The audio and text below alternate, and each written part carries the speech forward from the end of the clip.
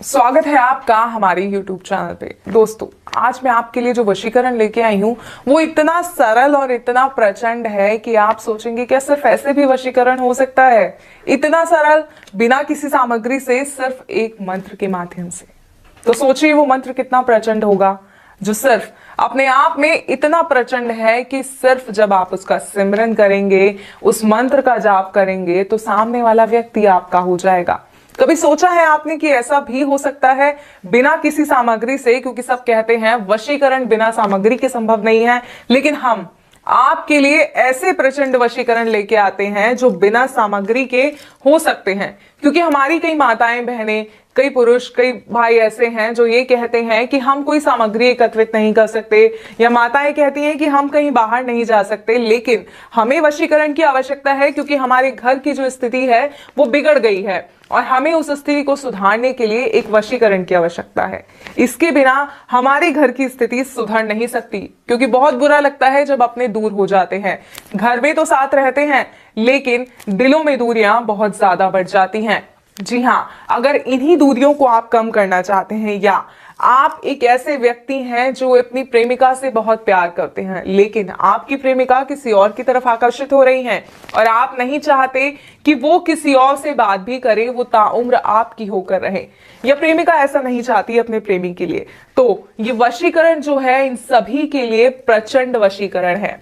इस विधि को ध्यान पूर्वक सुनिएगा, सही प्रकार से कीजिएगा। और एक और मेरी खास बात कि किसी भी गलत मंशा से वशीकरण का प्रयोग नहीं कीजिएगा। इसलिए वशीकरण विधि को करने से पहले कई बार सोच समझकर इस विधि को अपनाइएगा, मैं आपसे बार बार ये कहूंगी।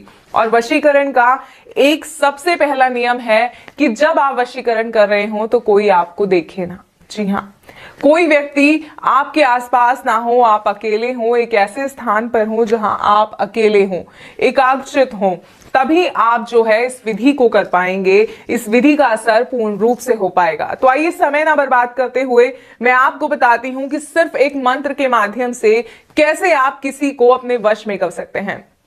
दोस्तों, पूरा दिन व्यतीत करने के बाद शाम को, रात को, जब आप रात्रि में सोने जाते हैं तो उस समय इस विधि को करना है। और करना कैसे है आइए बताते हैं। आप स्नान करके साफ स्वच्छ वस्त्र पहनकर इस दिन सोने जाइए, और सोने जाने से पहले जब आप अपने बेड पर, अपने गद्दे पर, जहां भी आप सोते हैं वहां पर बैठेंगे, तो इस तरह आसन लगाकर एक बार बैठिए और अपने हृदय पे हाथ रखकर उस व्यक्ति का नाम लीजिए जिसे आप वश में करना चाहते हैं।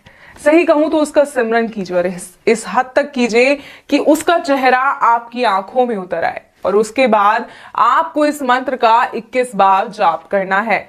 जैसे ही आप इस मंत्र का जाप करेंगे उसके बाद आप सो जाएंगे। सुबह जब आप उठेंगे तो आप देखेंगे कि वो व्यक्ति किस तरह पागल हो रहा है आपसे बात करने के लिए, किस तरह सिर्फ और सिर्फ आपकी सुनना चाहता है। अगर कोई माता है तो उनका बेटा सिर्फ उनकी आज्ञा मानेगा, किसी और की नहीं सुनेगा। अगर कोई पत्नी है तो उसका पति इस तरह उसके आसपास घूमेगा कि बस उसके सिवा दुनिया में कोई और है ही नहीं। अगर आप चाहते हैं ऐसा तो इस मंत्र को ध्यान पूर्वक सुनिए। और मंत्र है ओम नमो भगवते त्रिलोकचन मम वश्यम करु करु स्वाहा। एक बार और मंत्र बताती हूं, ध्यान से सुनिएगा।